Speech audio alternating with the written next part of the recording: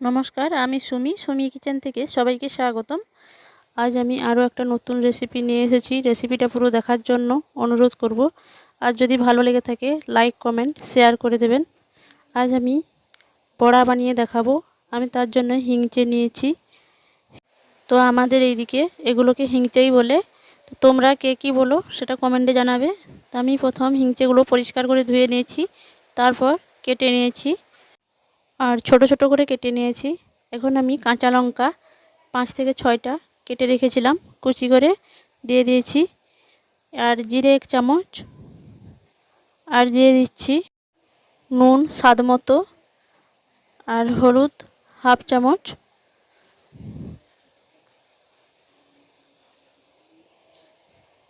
তো এখন আমি সবগুলো উপকরণ ভালো করে মাখিয়ে নেব। আর হিংচেগুলোকে একটু ভালো করে চটকিয়ে নিতে হবে। হিংচের গা থেকে যে জলটা বেরোবে, তো সেই জলের মধ্যে আমি বেসন দিয়ে মাখিয়ে নেব।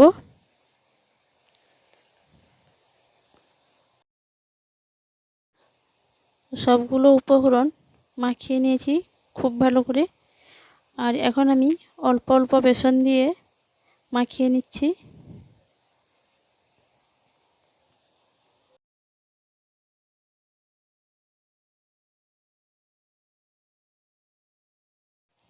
তো অল্প একটু পানি দিয়ে দিচ্ছি। আর পানিটা দেওয়ার পর আমি খুব সুন্দর করে মাখিয়ে নিচ্ছি।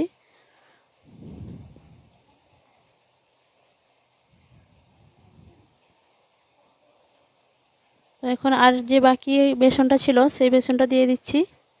তো পুরোটা বেসন দেওয়ার পর আর একটু জল দিয়ে খুব সুন্দর করে ব্যাটারটা তৈরি করে নিচ্ছি।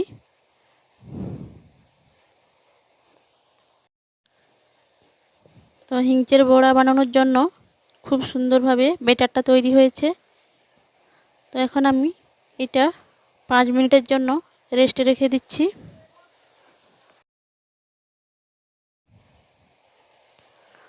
আর এখন আমি 5 মিনিট পর একটা কড়াই বসিয়ে দিয়েছি। আর কড়াইটা হালকা গরম হয়ে এসেছে।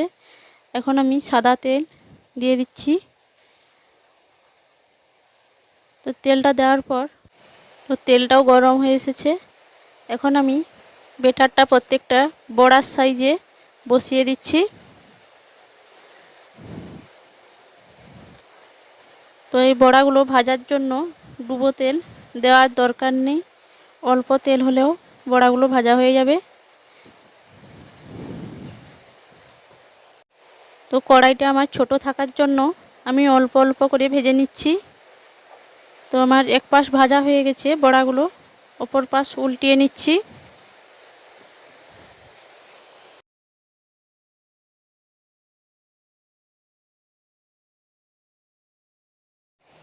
তো আমি একই রকমভাবে সবগুলো বড়া উল্টিয়ে পাল্টিয়ে ভেজে নিচ্ছি।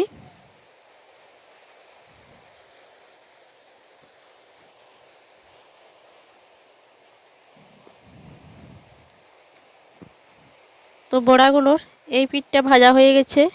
এখন আমি আবারও উল্টিয়ে দিচ্ছি।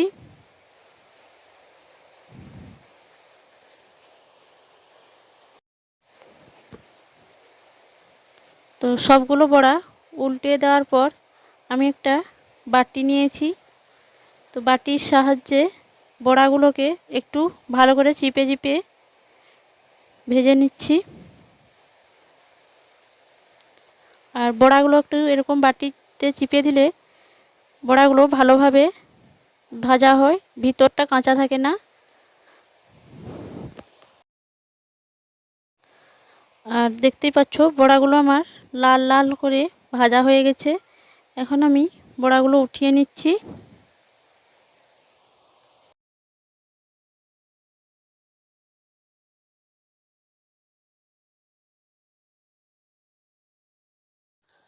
আর বড়াগুলো সব উঠিয়ে নেওয়ার পর যেই তেলটা বেশি হয়েছিল সেই তেলের মধ্যে আমি আরও অল্প তেল দিয়ে দিচ্ছি। তো এরপর আমি আর যে ব্যাটারটা ছিল সেই ব্যাটারটা থেকে বড়াগুলো আমি বসিয়ে দিচ্ছি। তো একই রকমভাবে আমি সবগুলো বড়া ভেজে নিচ্ছি। আর এই রকমভাবে হিংচের বড়া ভাজলে খেতেও খুব সুন্দর লাগে। আর শরীরের পক্ষেও অনেকটাই ভালো। আর হিংচের অনেক গুণ আছে।